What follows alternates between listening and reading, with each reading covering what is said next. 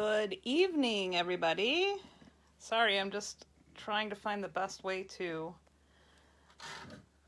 put my mat here so that you can see more of the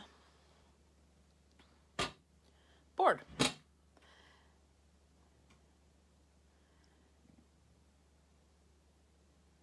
think I figured it out. What about that? Look at me. How's everybody doing on this fine, what is today, Wednesday? On this fine Wednesday.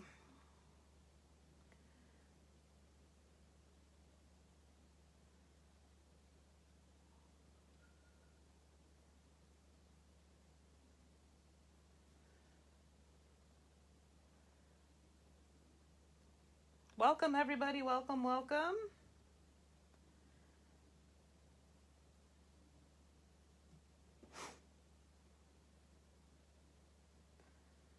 Oh, of course, that is not the right way no matter what I do. I can't get you guys to see more of the screen. I want to put my phone sideways, but it just won't let me. They do not make this easy. Okay, well, we'll make do. We have for a long time, haven't we? Okay. So, does everybody, now that you're dizzy, does everybody have their supplies? I mean, we didn't have to have very many today. What did we need? We needed an 8.5 by 11 piece of cardstock. Oh, good, that's better. Doesn't that look better? Okay, 8.5 by 11 piece of cardstock, scissors, ruler, pencil, or paper trimmer. I find that it's just easier to cut it by hand. You could try to use a paper trimmer if you so choose. I'm just going to cut by hand though. All right, so we'll wait a couple more minutes and see who else is popping on. I of course didn't bring the finished card home, but you could see a picture of that in the event page. So there it was. And this technique actually gives you 2 card bases. So you get 2 card bases out of the one 8.5 by 11 piece of cardstock, which I think is awesome. And then once I show you how to cut it and fold it, which by the way is super easy, I'll show you how I really quickly, I'm not gonna do dimensions or anything, but I'll show you how I put together the other card. Sound like a plan? Okay. Okay, so here's my 8.5 by 11 piece of cardstock. I just grabbed one. It's got a wood pattern on the back, and I love this swirly whirly. And the first thing that you do is take your ruler, and from corner to corner, diagonal corner to corner, you can either cut on your paper trimmer. Mine isn't quite big enough to do a very good cut, so I am going to draw a line and cut. So from diagonal corner to corner, just going to draw a line, because that is where we are going to cut.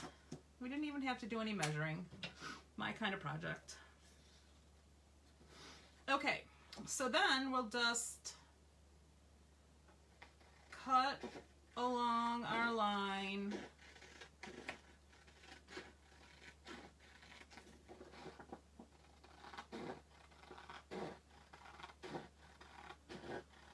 Kind of like watching paint dry, watching me cut this, isn't it? I have to go slow or else I will have the jaggediest line ever. Okay. So now you've got your 2 pieces, and you can make 2 card bases, all right? We are going to do one at a time.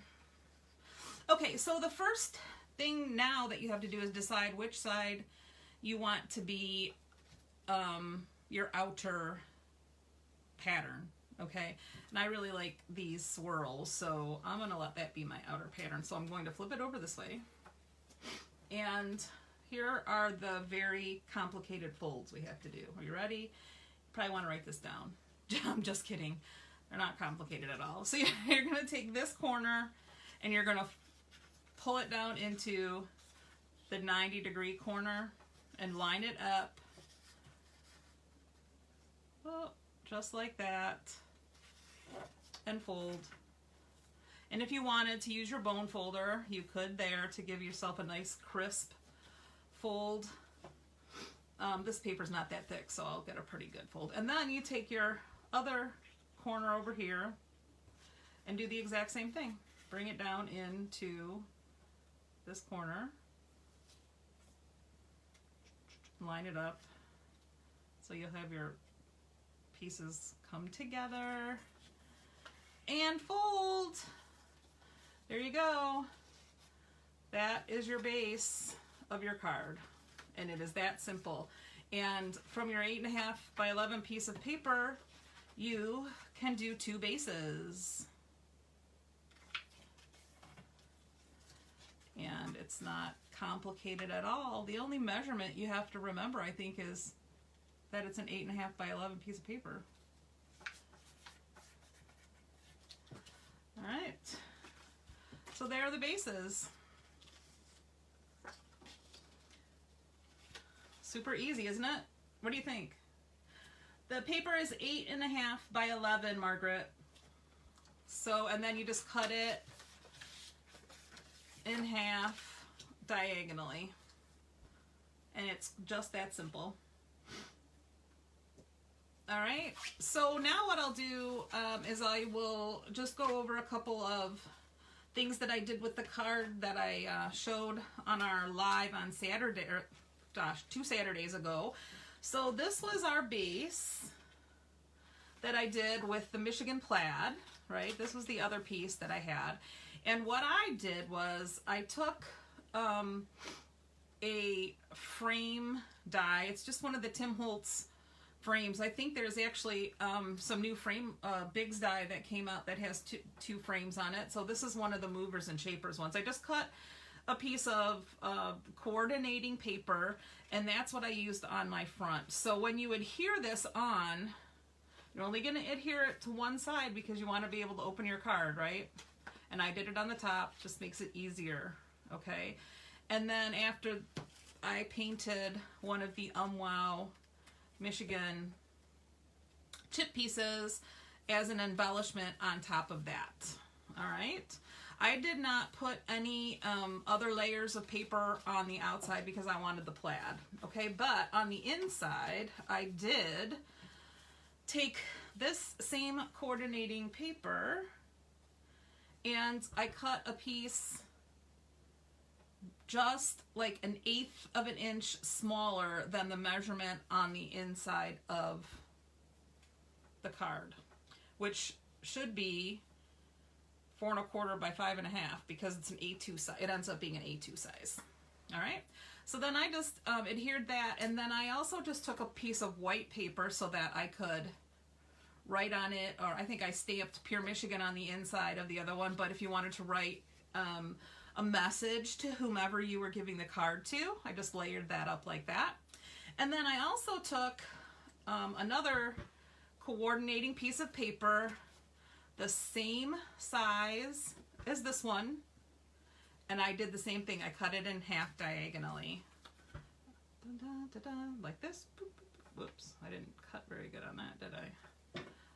Easily fixed. Okay, right? And those are for, whoops, I wanted the these dots to show, sorry.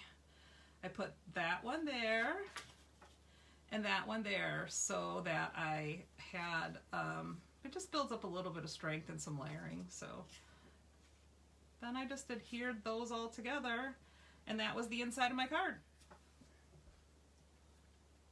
This one's super easy, but what the result is awesome. And you can just do so many things. So that's what the front looks like. You're going to adhere this on the top half, right? So that it flips open like that. And then your pieces for the inside are like this. And then you just have to attach them. So your card will, it actually stands nicely too. Just like a card does. So you can get the card to stand. Is that even on camera? Can you see that it's standing? So it does actually stand even though it's cut, you know, on a diagonal like that. And there it is. It really, really, really is a cute card and so simple to do. I am so glad that I came across this. So it's as easy as that. This is a quick one, so thank you for joining me. I will definitely be saving this video and posting it on the page, and we will definitely get it up on the YouTube channel so that you can review it if you would like, or if you came in late, or if you forgot the size paper, you can go back and take a look. And all of the Michigan paper is certainly back in stock at Scrappy Chic. We've got all of the Michigan embellishment chip pieces. If they haven't arrived, they're on order so that you can do your decorating. And then, like I said, there actually is a new Biggs die that Tim Holtz released, not in chapter 3, I think it was chapter 2, that has 2 frame pieces that would be perfect for this card. Marty, our YouTube channel is Scrappy Chic Livonia. And all of the videos and the demos that we've been doing and all of our Saturday lives, Renee has been putting them on our YouTube channel. So you can definitely visit us there. Does anybody have any questions? Happy to answer them. Remember, next Wednesday is going to be the alcohol ink tile demo. So I'll be showing you how we did that alcohol ink background with the Michigan. Yep, I think you could, Christine, you could actually tie a ribbon around or a piece of twine.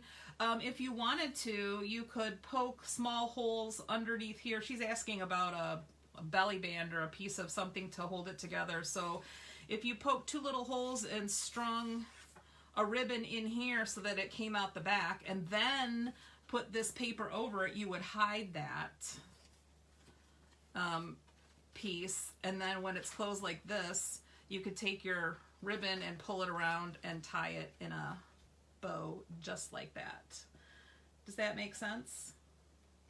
But yes, you could certainly do that. That's actually a great idea. Twine or jute or ribbon, all things that we have at Scrappy Chic.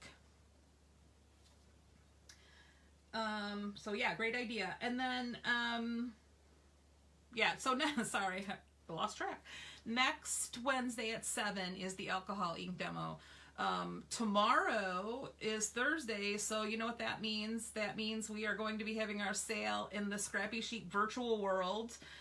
If you haven't requested to be a member of that group, search it on Facebook and send a request. We have a lot of items that we post there at really great discounts. So you can get some great deals there. And then Saturday, 9:30 a.m., we will be showing the next, I think it's the 9th or the 10th new Michigan project. I've already got an idea. Took the day off on Friday so I could make it. So it's going to be a good one. And then we'll be showing new product. So make sure you're joining us. Okay, any questions? I'll give it a minute for any additional questions. Make sure that if you came in late, you catch the replay. This one was short, so it's a super easy demo. A great card that is quick. I think that's it. That's it. So I will give it a second for any questions. I have the I have the Jeopardy theme song going in my head, and I will do you a favor and not sing it.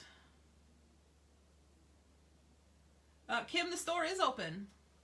The store opened last Wednesday. We are limited to 10 people in the store at a time, but it hasn't been a problem. So yeah, the store's open. Check out the hours. They're a little bit different than normal. They're posted on the website, scrappychiclivonia.com, and come in and see us.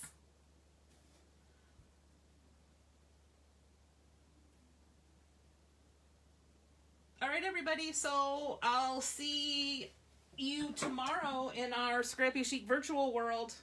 If you'd like to be a member, send me a request. Okay, thanks guys, appreciate it.